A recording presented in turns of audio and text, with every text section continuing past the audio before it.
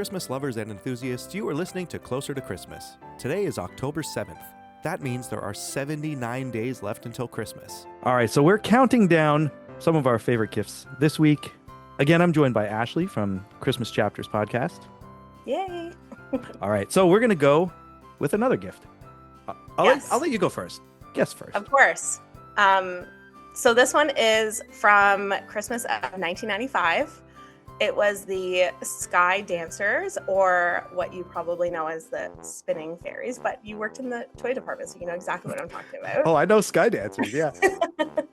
And what actually happened to I loved it so much because it seemed so magical, and I was so young. I think I was only 6 at the time. But what happened to me is exactly what happened to, like, when I think it's like on a reel right now where somebody pulls it and it goes into it literally happened to me. I was playing with it in front and it went into the fireplace, and we didn't have, like, it wasn't going at the time, but it landed in there. So yeah, I think I know the video you're talking about where it actually looks like it got sucked into the fireplace. It was very ghostly looking. That's a little bit of trauma there for me. Oh yeah, a little bit. I thought you were going to go with the hair tangled. I've seen that happen as well. Ooh. Yeah. I mean, I can't tell you I haven't, like, got a Barbie doll stuck in there from the Thumbelina Barbie doll. I may have gotten that stuck in there. So did Sky Dancers have names, or were they just like generic doll, or was there any other lore behind them, or were they just the toy? I believe that they did have names, to be honest. I don't remember them. I'm going to Google that. But I know that they had names and colors, I think, though. Yeah. So, like, a color scheme was something certain, or something specific. But yeah. Oh yeah, like they were themed to Yes. something. I like, were they like elements like earth and like leaf or like something like that? Like, I'm trying to think. I don't think so, no. All right, No. I'm trying to think of what I'm thinking of, but I Don't believe what I'm saying, because I now I'm overthinking everything. yeah, no, that's right. But yeah, I know Sky Dancers. I believe my sister had one as well. But we, as boys, like, we always had this, like, a little helicopter or something that just had a propeller on the top. Yeah. But the ones we always got were like generic ones from like the dollar store where you pull the string once and it just snaps. Yeah. They were never a hit for the boys. But Yeah, no. all right, so I'll talk about a gift that I got, and this one has a little bit of a weird story to it as well. So I'm a huge Nightmare Before Christmas fan, and merchandise for that stuff nowadays, you could find a dime a dozen. It's all over the place.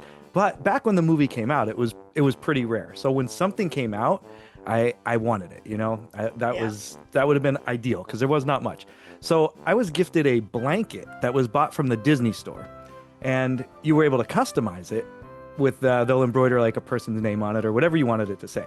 Mm-hmm. So I'm straight edge, so like I used to put X's in front of my name all the time, like 3 X's and then at the end, and you know that was a big part of my email growing up, like all that kind of crap. Yeah.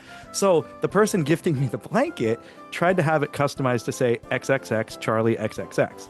Well, Disney Store was like, absolutely not. We're not doing 3 X's, which, you know, if you think about it, I understand it, but they would not do it. So like there was a back and forth with it, and finally they agreed to let him do one big X and then Charlie small and then a big X at the end. So they compromised a little bit. So I was surprised they did it, but I still have the blanket to this day, and it's on the back of one of my couches upstairs, just kind of on the back, so when the cats are out the window, they don't like fall down in between. So it's sitting there. It's used and abused, but it was just a plain gray blanket with an embroidered Jack and Sally, which for back in the day, they did not have much stuff. So I was happy to get anything.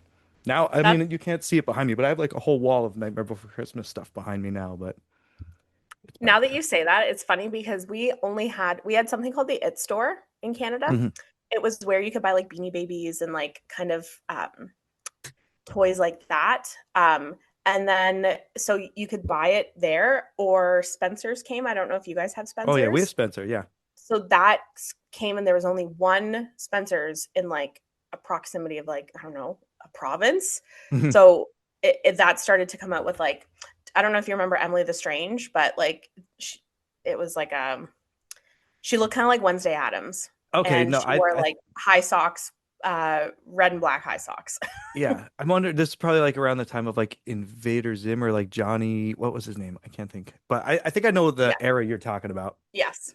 But yeah, so that's the only place you could get those things. And so I was there, and yeah, I loved, that was my vibe. I was like a little punk rock kid, and I Yeah. had one or two stores to go to, and yeah, they were frequented quite often. All right, make sure you join in tomorrow as we continue this conversation. And remember, the next time you hear my voice and this podcast, we'll all be a little bit closer to Christmas. Thanks for listening.